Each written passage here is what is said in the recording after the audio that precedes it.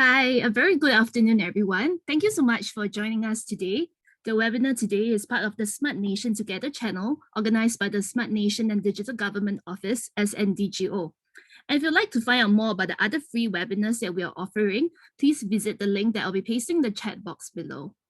I'm Shara from SNDGO, and I'll be host for this session. Today, we are very privileged to have with us our speaker, Rachna from Oracle, the Vice President of Human Resource. Rachna is a very experienced HR practitioner in the tech industry, and she'll be bringing us through today's session, building a career in the tech industry today. So feel free to post any questions that you have for her during the webinar at the Q&A box, and we'll be getting to it at the end of the session. Now over to you, Rachna.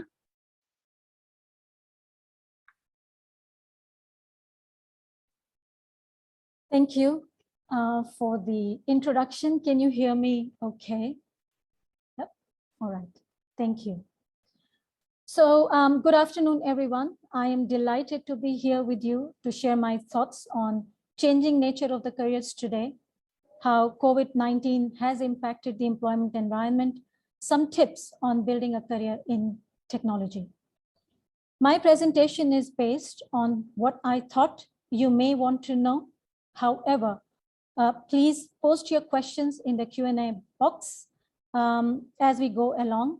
I will leave enough time at the end of the session to answer your questions. So just a brief introduction that has already been given to you. I am Rachna Sampaio, based here in Singapore. I am the HR leader for APAC for Oracle Corporation, and I have been living in Singapore for the last 1 decade. I have got 2 beautiful daughters, a 21-year-old and a 15-year-old. All right, so let's look at our agenda. What are we going to be talking about? As I said before, the changing career landscape. What are the roles and skills in demand? Challenges and opportunities presented by COVID-19. Oracle and our approach to employee development. I would also like to give you a career planning toolkit that will help you, and then leave enough time to answer questions. Okay, moving on to the next slide. So the world of work is undergoing radical changes. Business has become a real-time experience. We deal with a relentless stream of messages and communications, and we operate in a network of teams. Technology has become an everyday part of our lives, and we often feel a bit overwhelmed by it all. Should I check my email, Facebook, Twitter feed, Instagram, or LinkedIn? Where should I post that great picture I just took? Who are all those friends who want to connect with me? How does Snapchat work anyway? Business models are being disrupted everywhere. Automobile companies think they may need to become transportation service providers. Hotel and hospitality companies compete with home sharing and food delivery services. Companies that sell commodities like electric light bulbs and thermostats want to sell home services. And companies that used to sell software and technology products want to move to subscription models. There's a little doubt we are living in an age of volatility, with new products and services being developed at a fast pace, natural disasters happening all the time, stock market fluctuating. These are just a few examples.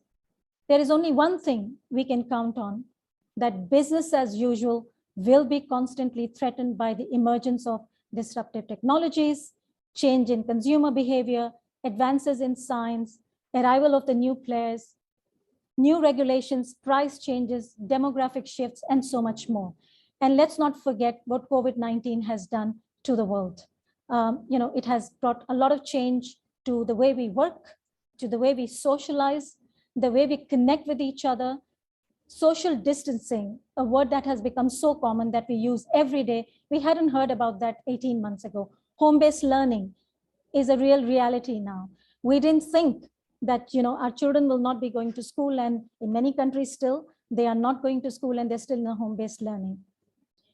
So at a time when being fast, nimble, and connected can make or break a business or our careers, can we afford a rigid mindset?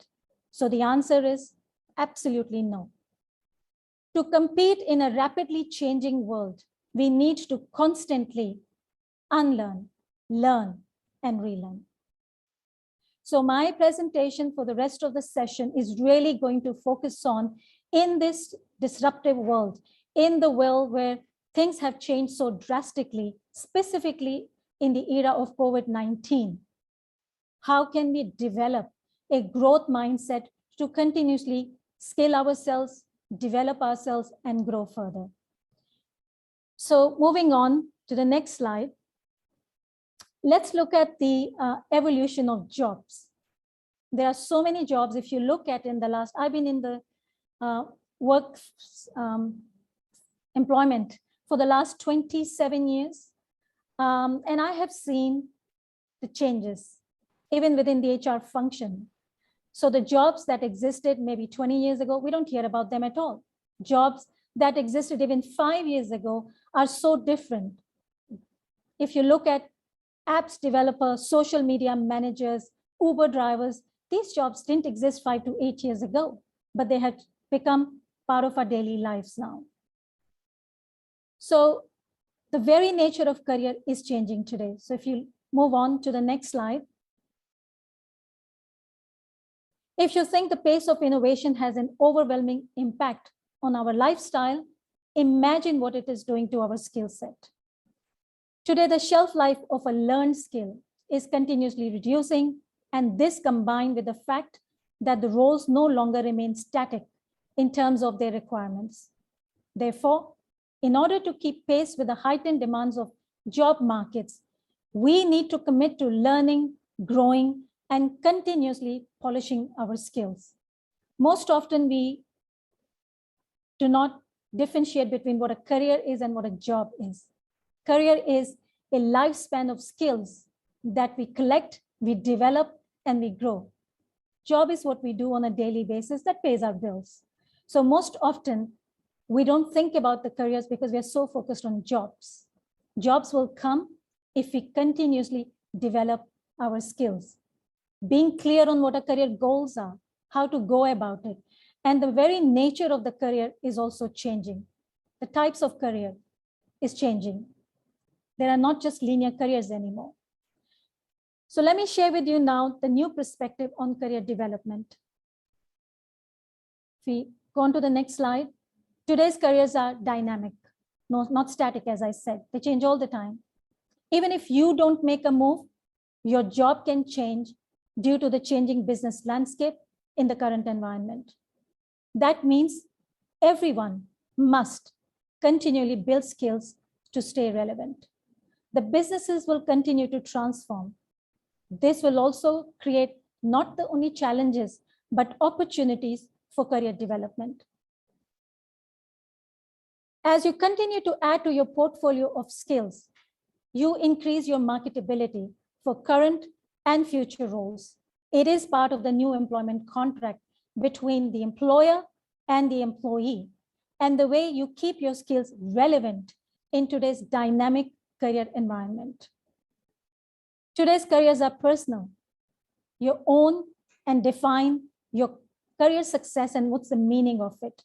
There are many things that impact how you think about your career, your interest, stages in life, personal values, culture, and all of those contribute to your unique view of career success.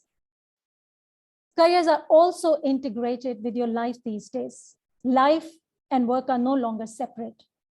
You know, we have been debating about work-life balance for decades now, and then it became work-life integration. And COVID actually brought the physical work into our homes. So it is so much more integrated today than it was before. This also means flexibility and the work environment have become an important part of career satisfaction today. This will impact your career aspirations and the decisions you will make about your career. So it becomes very important that you think about what's important to you to create that work and life experience. Career development is also about mobility. It's about building skills and experience. As you continue to add to your portfolios of skills, think about the marketability for yourself. Career growth and development is multifaceted. It's multi-directional. It's no longer restricted to a straight line, but can happen in many directions. Career development can happen through growth in a current role, horizontal moves, vertical, and even taking a step back onto a new path. So all these factors, when you look at whether it is, career development is dynamic, career development is relevant, career development is very personal, it is integrated, and it is multidirectional. All that forms part of your career development. And that's the new perspective. And we all need to continuously think differently as we develop our career for the future. So let me now talk about COVID-19 has transformed the economies, the world. Things will not be the same as before. It is important to act now and chart a new path ahead. The pandemic accelerated existing trends in remote work, e-commerce, automation, up to 25% of more workers than previously estimated, potentially needing to switch occupations. So in such, we have been taught, as an HR practitioner, I've been always talking about reskilling and upskilling. It has become so much more relevant, so much more important now that you think about reskilling and upskilling. So what is reskilling? Learning new skills for a job switch or a career pivot. You want to go into a different industry, you want to go into a completely different job. How do you reskill yourself? Upskilling is about your current function. As an HR practitioner, I always have to think about how do I keep upskilling myself to make sure that I'm staying relevant to the market, to the industry I am in, and to the function I am in. So why don't I share a little video with all of you before I progress any further and talk more about career development.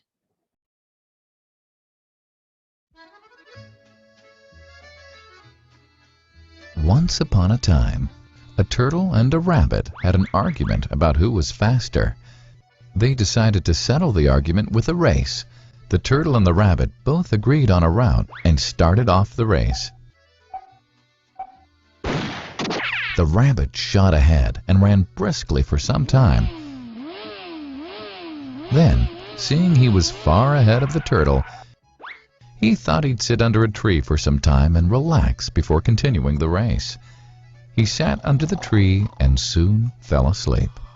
The turtle, plodding on, overtook him and soon finished the race. Emerging as the undisputed champ, the rabbit woke up and realized that he'd lost the race.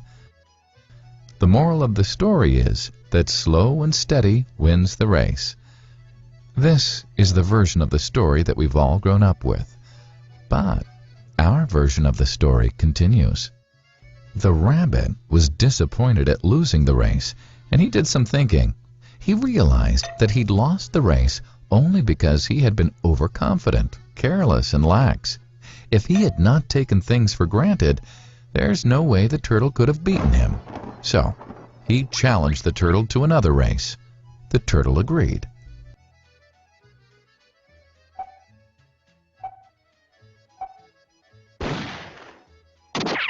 This time, the rabbit went all out and ran without stopping from start to finish. He won by several miles. The moral of the story? Fast and consistent will always beat the slow and steady. It's good to be slow and steady, but it's better to be fast and reliable. But the story doesn't end here. The turtle did some thinking this time and realized that there's no way he can beat the rabbit in a race the way it was currently formatted. He thought for a while and then challenged the rabbit to another race, but on a slightly different route. The rabbit agreed. The turtle and rabbit started off. In keeping with his self-made commitment to be consistently fast, the rabbit took off and ran at top speed until he came to a broad river. The finishing line was a couple of kilometers on the other side of the river. The rabbit sat there, wondering what to do.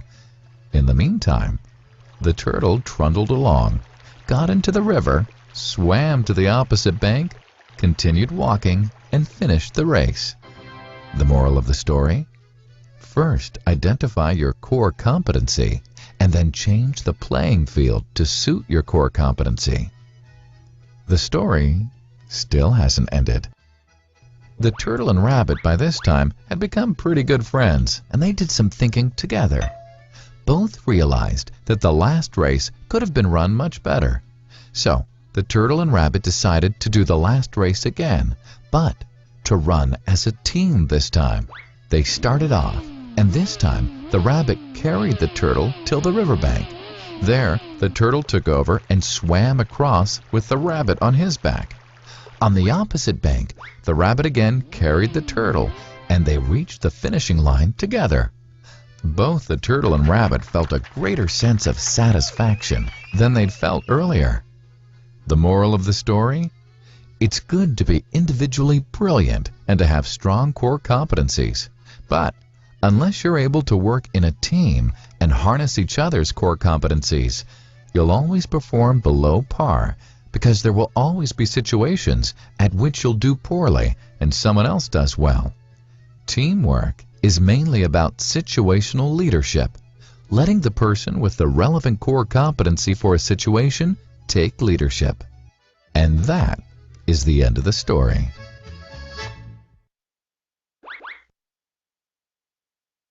Thank you. So I came across this video a while ago, and it's always interesting the way the whole rabbit and turtle story that at least I grew up on has changed. The dimensions have changed.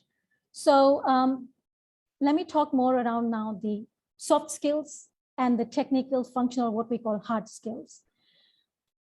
Before I go any further, I just want to remind everyone, please use the Q&A function, post your questions as I'm going along.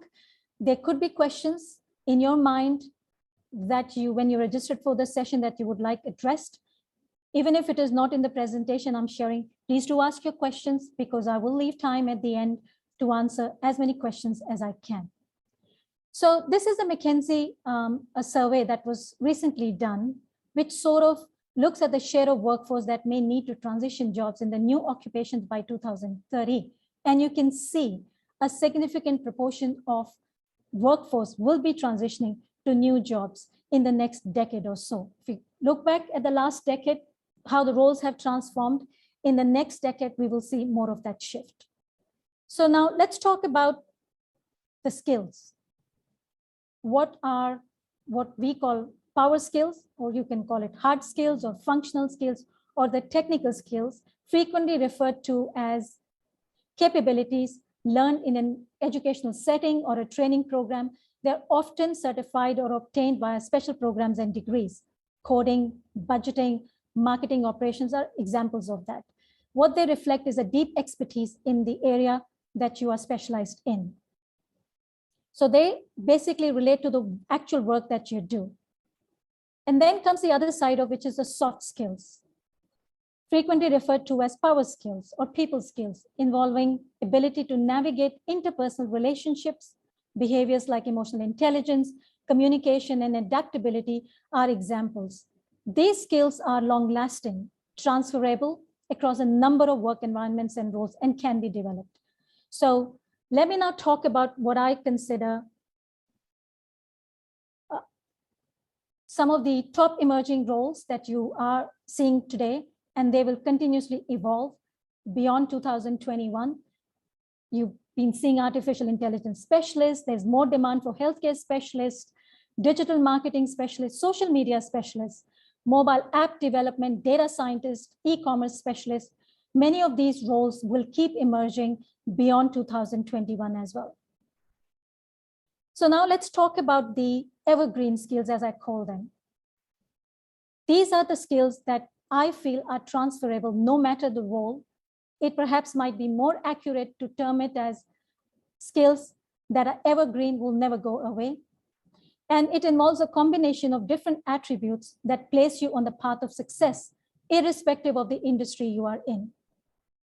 So here is my list of those transferable skills, or evergreen skills as I call them. So let's look at all 6 of them. First one being learning mindset, or some call it growth mindset. As long as there is a desire to grow and find new ways to create value, the right skills will come as natural parts of progression.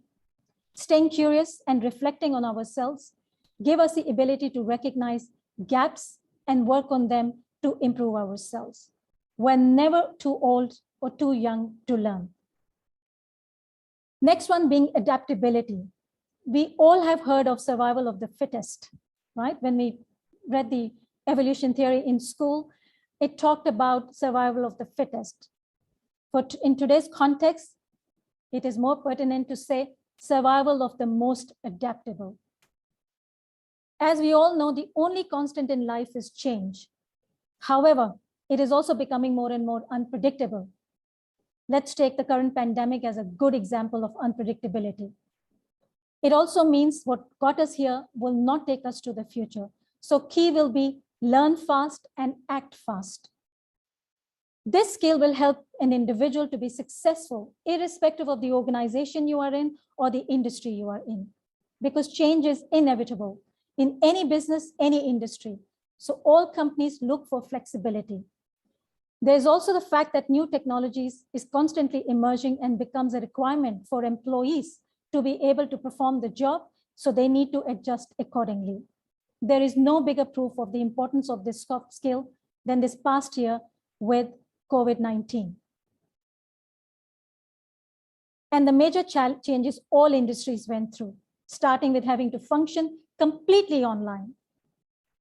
Communication skills, possibly elevated by the onset of the pandemic, where remote working and virtual communication has become the norm. So developing effective communication skills has become even more critical, especially if you're in a management role. We're now not only required to manage teams virtually, but also to keep them engaged and motivated. Analytical skills. Today, data is everywhere, through every function, and there is not a field that does not benefit from it. Similarly, regardless of the role, being able to analyze data and extract actionable insights will be a great asset to any individual, any role that you're in. We live in a time where data is abundant, but turning that into useful information that can benefit your business is a skill in itself. Creative problem-solving skills. I use the word creative in front of problem-solving. Any job has its challenges, and you will be expected to handle challenges professionally and efficiently as an employee. The past year has proved the need for creative problem-solving skills, as business had to face many changes due to pandemic, as we individuals, as professionals, as parents, as someone who's living in the society, has to think about differently how to cope with the current environment. This is why it is now expected in the job market for you to come up with creative solutions to any issues that faces you or your teams if you're in a management role and the overall organization. Time management. We all thought that we're all expert at time management, and COVID-19, the last 18 months has shown us otherwise. No matter what position you are in or what career you choose, there will always be time-sensitive tasks. Time management is a real skill needed by all jobs these days, especially if you look at healthcare, education. In addition, since the pandemic and moving to work from home environment, it has become essential for all of us to be able to organize our time to separate between work and personal life. So if you look at these 6 skills, they are the skills, if you think about that in terms of your own development, if your own assessment, these skills are required irrespective of the industry or the job you are in. So the focus should be, if you have those skills, how you keep harnessing them. And if you are lacking in any of these areas, how do you continuously develop in these areas? So let me now talk about me as an HR practitioner working for Oracle. So up until now, I really wanted to share some common themes, some common aspects of career development.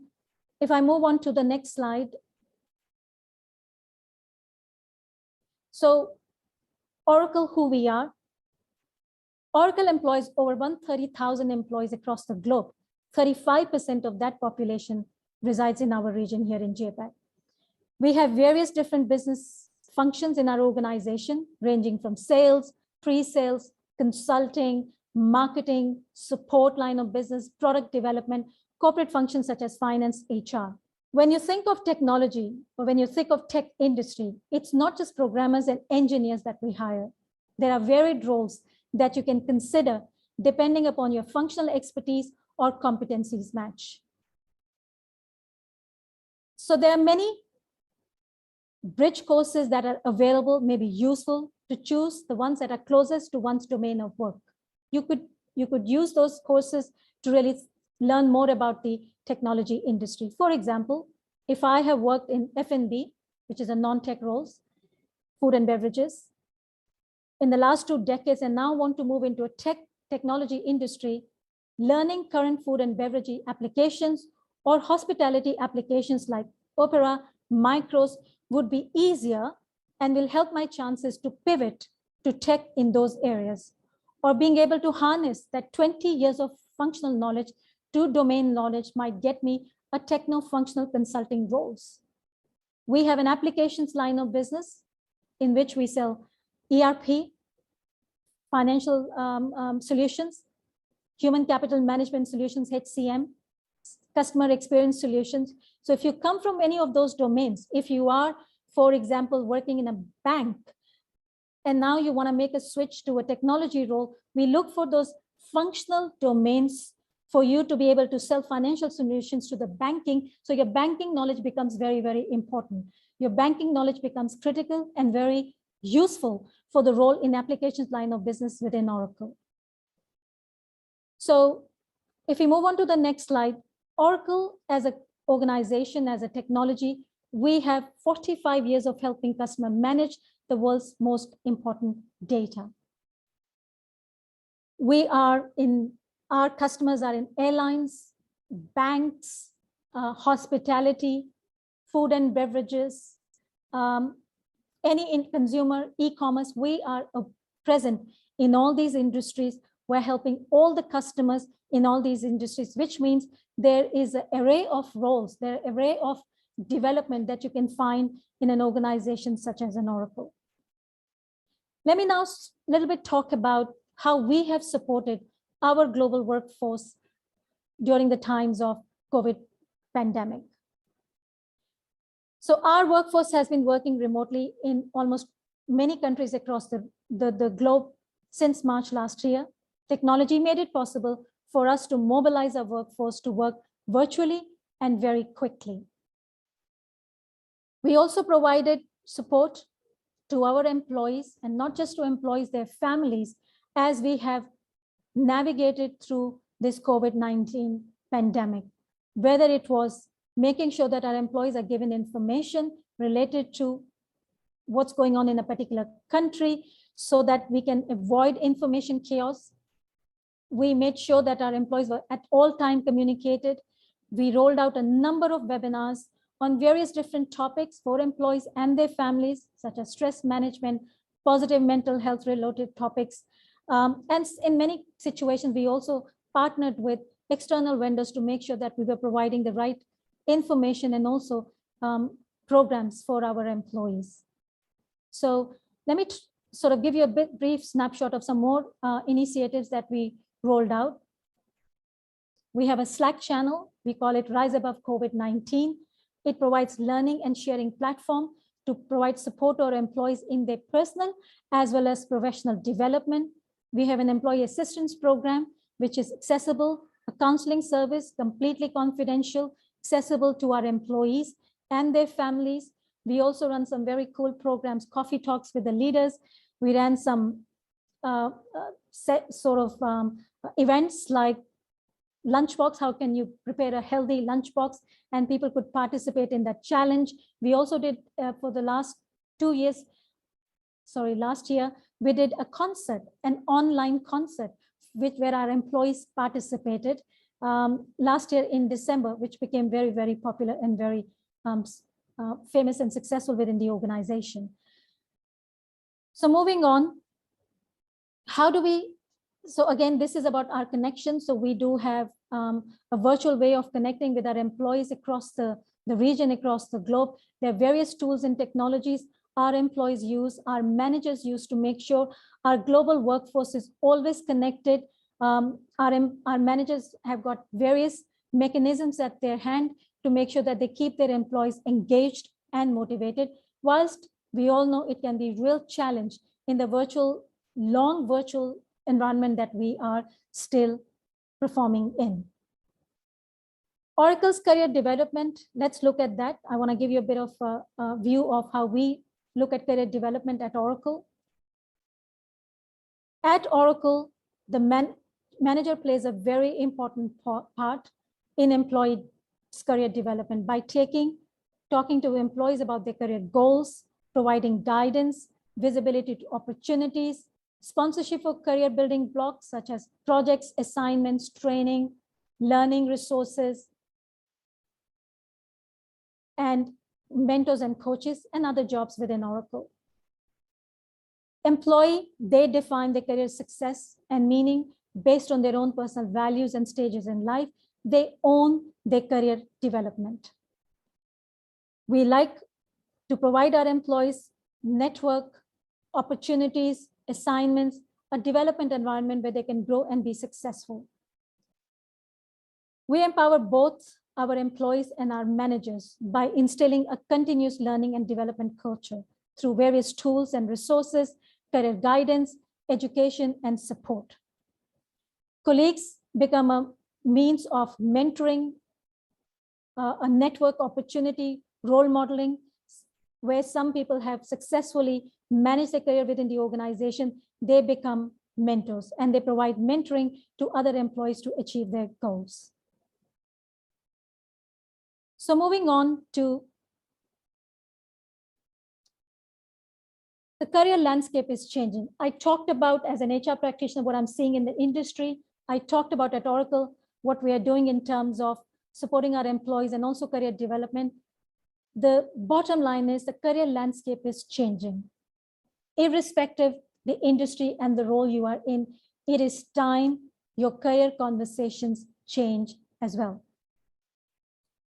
So adapting a growth mindset. So let me talk about why mindset becomes very important as we try to shift through the career landscape. Jerry, if you just want to go to the next slide and I'll come back to the, just go for, yeah, I'll go back to those slides. Adapting a growth mindset is very, very important. We all use smartphones these days. Let's just take that as an example, but seldom do we understand how applications of these phones work. We only stop with using technology, but not understanding how it works. For a technical start in your career, this mindset change is needed to be more curious about how a technology works. This applies to any line of work. I could be a cashier at McDonald's and doing my standard job, but if I just stretch a bit and I can understand how the billing system works, how the supply logistics works, what is inventory management, and I can connect the technology used for all this. This way, I get to experience technology even in a non-technical work, and this will help me pivot to the roles, different roles in the future, even to the tech roles in the future.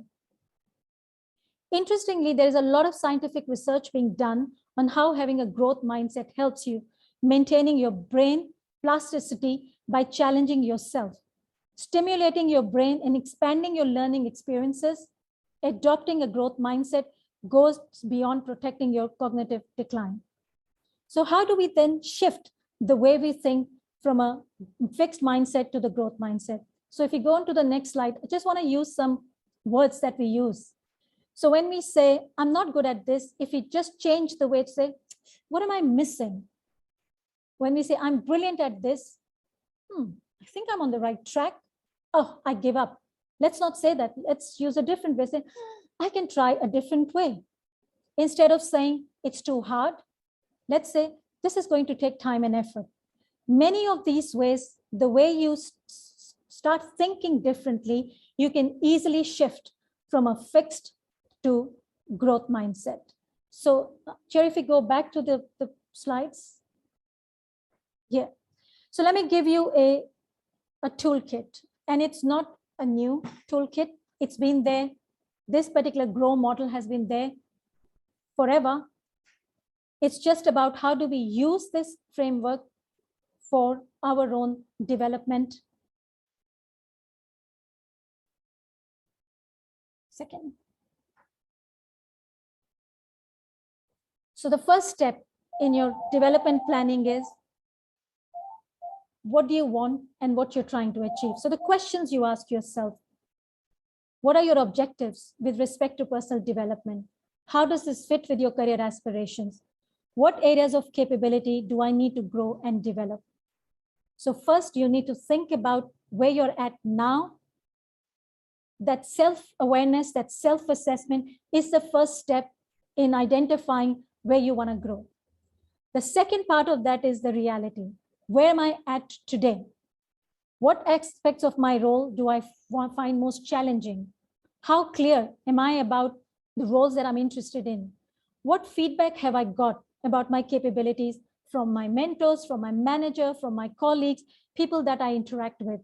What development activities have I done in the past? How those development activities are helping me? What interests me? What motivates me? Then the next step is about the options.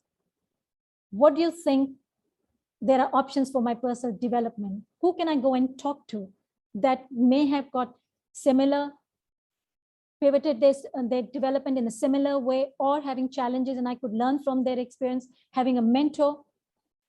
And the time commitment. Can I really commit to doing these things?